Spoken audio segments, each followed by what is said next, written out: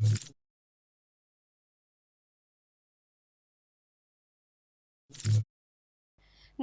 હું છું પ્રિયા અને તમે જોઈ રહ્યા છો જનતા કી જાણકારી ન્યૂઝ। નજર કરીએ આજના સમાચારો। પાલનપુરની છાપરા ગ્રામ પંચાયતે દારૂબંધીને લઈને અનોખો નિર્ણય કરાયો છે।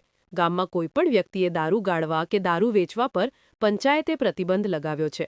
જો કોઈ વ્યક્તિ દારૂ ગાળવાનું કે દારૂ વેચાણ કરતો ઝડપાશે તો પંચાયતની તમામ સેવાઓ તે વ્યક્તિ માટે બંધ કરવા માટે નિર્ણય કરાયો હતો। ગામમાં દારૂની ભઠ્ઠી પણ ઝડપાશે તો તેને પણ પંચાયત દ્વારા મળતી સેવાઓ બંધ કરી દેવાનો પણ નિર્ણય કરાયો છે। બનાસકાંઠામાં છેલ્લા ઘણા દિવસથી દારૂ ડ્રગ સહિતની બદીને લઈને મામલો ગરમાયો છે। દારૂને લઈને રાજકીય પક્ષો પણ સામસામે આવ્યા છે, ત્યારે દારૂ જેવા મુદ્દાઓને લઈને ગામડાઓ પણ આ બદીને રોકવા માટે અલગ અલગ કડક નિયમો બનાવી રહ્યા છે। અત્યારે પાલનપુરની છાપરા ગ્રામ પંચાયતમાં દારૂની બદી રોકવા માટે અનોખો નિર્ણય કરાયો છે। છાપરા ગામમાં મોટાભાગે આદિવાસી સમાજના લોકો વસવાટ કરે છે, ત્યારે આંતરિયાળ છાપરા ગામમાં અનેક લોકોના ઘર દારૂના કારણે બરબાદ થયા છે અને યુવાનો દારૂના લતે ચડ્યા છે। ત્યારે હવે ગ્રામ પંચાયત દ્વારા એક અનોખો નિર્ણય કરવામાં આવ્યો છે। જે કોઈ વ્યક્તિ દારૂ પીશે તેને પંચાયતની સેવામાંથી બાકાત રાખવામાં આવશે, તેમજ ગામમાં કોઈ દારૂની ભઠ્ઠી પણ ચલાવતો હશે તેને પણ ગ્રામ પંચાયતની સેવાઓ આપવામાં નહીં આવે તેવો નિર્ણય ગ્રામ પંચાયત દ્વારા કરવામાં આવ્યો છે। પાલનપુર તાલુકાની છાપરા ગામે દારૂ પીનારા અને દારૂ વેચનારાને હવે ગ્રામ પંચાયત દ્વારા પંચાયતની સેવાઓ નહીં આપવાનો નિર્ણય કરવામાં આવ્યો છે। થોડા દિવસ પહેલા ગામમાં દારૂના કારણે એક યુવાનનું મોત થયું હતું, જેમાં 3 બાળકોની માતા વિધવા બની હતી। ત્યારે અનેક યુવાનો બરબાદ થયા છે, અનેક ઘર બરબાદ થયા છે। ત્યારે હવે ગ્રામ પંચાયત દ્વારા આ નિર્ણય કરવામાં આવ્યો છે અને દારૂની બધી બંધ થાય તે માટે બધા લોકોએ ભેગા મળીને આ નિર્ણય કર્યો હતો।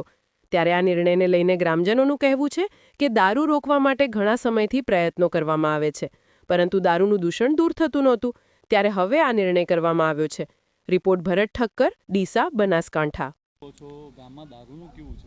અમારા ગામમાં આજુબાજુમાં દારૂ ખૂબ મળે છે, એના લીધે બહુ દારૂ પીવા જાય એટલે ઘણા શું કે એના લીધે બાળકો પણ વિદ્યાવત થાય છે અને બાળકોને પણ ભણવામાં તકલીફ પડે છે દારૂના બદલે।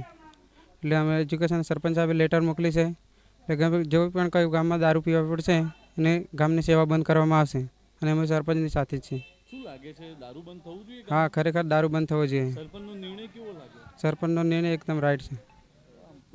સરપંચ સાહેબ, દારૂની બધી દૂર કરવા માટે એક પત્ર કરવામાં આવ્યો છે, શું નિયમો બનાવ્યા છે, શું કહીશું?